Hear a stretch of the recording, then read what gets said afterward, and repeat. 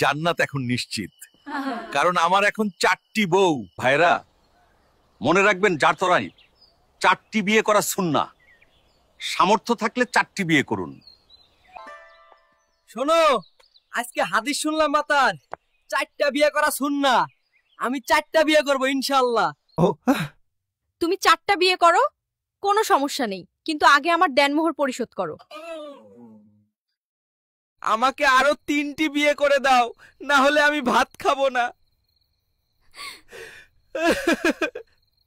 ঠিক আছে, ঠিক আছে, আগামী কালই তোমার 4টি বিবাহের ব্যবস্থা করে দিচ্ছি। জান্নাত এখন নিশ্চিত, কারণ আমার এখন 4টি বউ। আমরা এখন নয়ন ভাইয়ের বাড়িতে দাওয়াত খেতে যাব।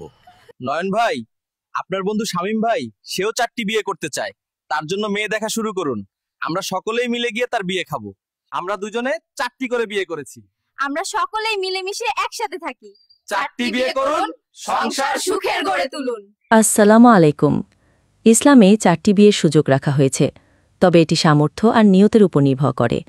বিয়ে সম্পর্কটা কেবল সংখ্যা নয়, এটি ভালোবাসা, ন্যায় বিচার আর সম্মানের বন্ধন। যদি ন্যায্যতা আর ভালোবাসা বজায় থাকে, তাহলে 4 স্ত্রী নিয়েও সংসার শান্তিপূর্ণ আর সুখী হতে পারে। আমরা সকলকে আহ্বান জানাচ্ছি, ইসলামিক শিক্ষাগুলো মেনে ন্যায়পরায়ণ জীবন গড়ে তুলুন। জাযাকুমুল্লাহ খাইর।